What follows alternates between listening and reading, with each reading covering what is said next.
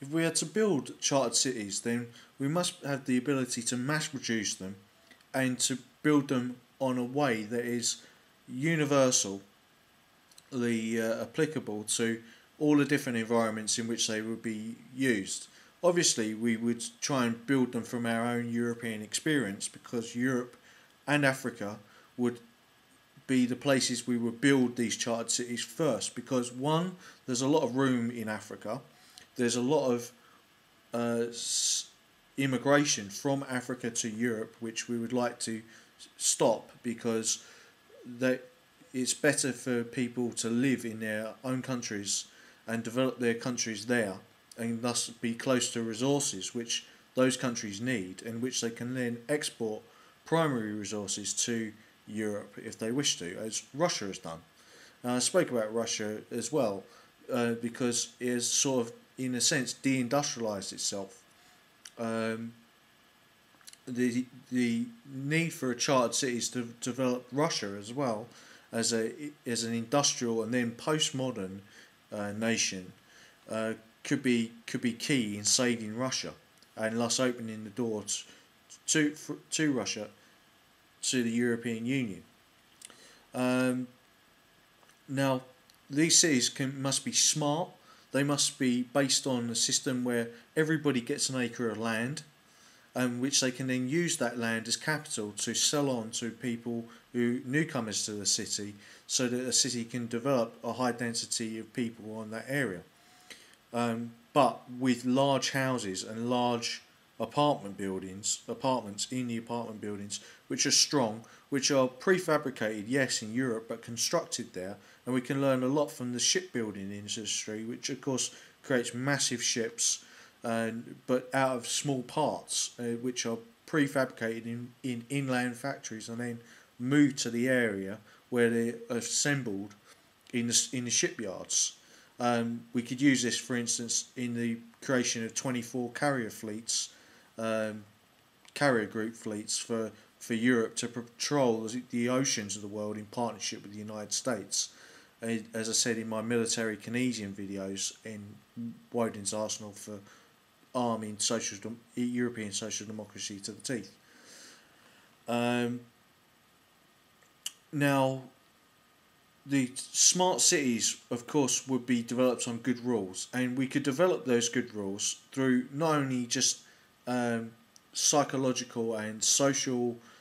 traditions, starting off from the inception of a rational plan and those rules, but also economic tools such as keep barring certain people from entry into the market, or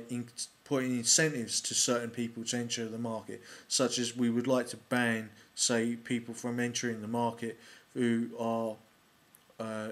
migrants to Europe, but put incentives for people from Europe to go to the chartered cities in Africa to help build those cities up in the short term and then return to Europe. It's not about colonisation of Africa. There's massive space in Africa for hundreds of millions of people or even billions of people to live. And we often have fallen into the trap in Europe of talking about multiculturalism, which in my view is a dead end and will destroy social democracy. But multiculturalism in terms of Africa has really been only split between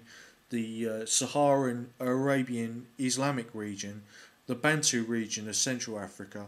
and the southern region, which is dominated by the Boers and the Xhosa, and of course the Bantu Zulus, who have taken over South Africa for their own ends, through Zulu nationalism and the ANC, which has incidentally killed over 1 million Boer people and forced millions other Afrikaners and Europeans who have been there since the 16th century to leave, to go to Europe and other places. So chartered cities would be a way for Europe to solve its internal problems, because we would create rules in those chartered cities within Europe itself, which would do those things which America did in the 50s and throughout its history of encouraging high work rates, high birth rates, incentive to do military service, uh, a a firm commitment to integrating small numbers of people into its culture and making them into Westerners. In our case, we would be making them into European citizens on the social democratic model, which means that our economy would produce to the point of maximum social benefit for the Roman, Nordic, and Celtic people as the main focus of our development, but also for those immigrants who are coming in on the rule that we would allow 2% of immigration in relation to the Roman, Nordic, and Celtic European birth rate. So we would start off in chartered cities in that respect, causing barriers of entry to mass immigration into the local economy. So people who've been chucked out of their cities or have left through what is called white flight, which has happened in London and Birmingham and other places such as that, and I believe cities in Germany as well, would flock to the new chartered cities where we would effectively start to recolonise Europe with Europeans, rather than the reverse, which is happening, which Thilo Sarrazin talks about, where there's more and more uneducated people from the third world coming to Europe to live and put pressure on the welfare benefits, and this will thus eventually destroy social democracy, and we'll have to choose between either a Eurabia situation where Muslim immigrants dominate all the other cultures, and so there is no multiculturalism, there is simply a monoculture, or hardcore American capitalism, which would cause high unemployment, high amounts of homelessness, and a high amount of unobtainable surplus. What is unobtainable surplus? Unobtainable surplus is a surplus which is created by a capitalist economy, but there is a barter entry to gain that surplus by many people in the market because of price, the price being too high. Now we would because of social democracy and social market and the point of social maximum benefit,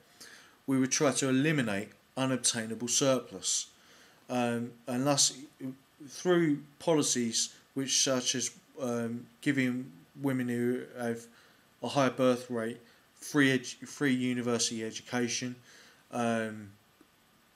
holding back immigration at the borders of Europe, but allowing internal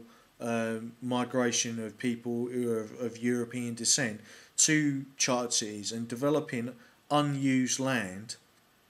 for chartered cities within Europe. We would thus internally colonise Europe back for Europeans, and thus reverse the trend of immigration from the third world to the first world, because the third world would be in the process, because of the chartered cities which I mentioned in the first two vids, would be developing a first world economy under the rules of social democracy or American capitalism on a market model in the third world, and we would thus see through trial and error and good rational plans as a starting point what works and what doesn't work. Cities thus could be built and then be left empty because, as has happened in Eastern Germany, because the rules did not encourage people to go there. So we would just change the rules until we got to the right thing, so that there is an evolution of those cities which is organic as well as smart. And what do I mean by Europe? I mean having all those different systems and technologies and rules interconnected to make Europe like more of a postmodern power, as Germany seems to be going with the elimination of nuclear power and the introduction of modular systems such as wind power and turbines into its